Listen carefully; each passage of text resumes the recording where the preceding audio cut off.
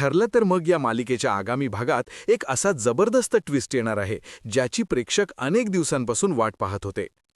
29 जानेवारीच्या विशेष भागात नागराजचं खरं रूप सर्वांसमोर उघड होणार आहे. सुमनने आता एक धाडसी पाऊल उचललं आहे. तिने अर्जुनला गुपचूप व्हिडिओ कॉल लावला असून तो फोन नागराजला दिसणार नाही अशा बेताने लपवून ठेवला आहे.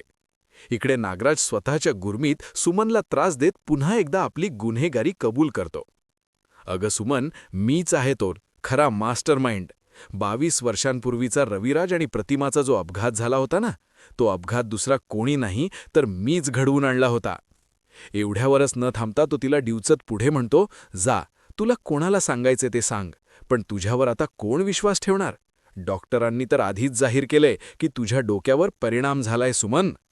नागराजला हे माहीतच नाहीये की त्याचं हे प्रत्येक वाक्य अर्जुन आणि सायली व्हिडिओ कॉलद्वारे लाईव्ह ऐकत आहेत.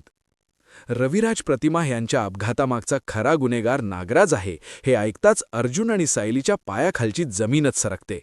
दोघांनाही प्रचंड मोठा मानसिक धक्का बसला असून आता नागराजच्या विनाशाची उलटी गिनती सुरू झालीये असं म्हणायला हरकत नाही. आता अर्जुन या पुराव्याचा वापर करून नागराजला तुरुंगात धाडणार का?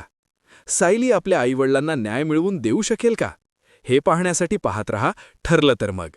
अशाच नवनवीन अपडेट्ससाठी भेटूया पुढील भागात. तोपर्यंत नमस्कार.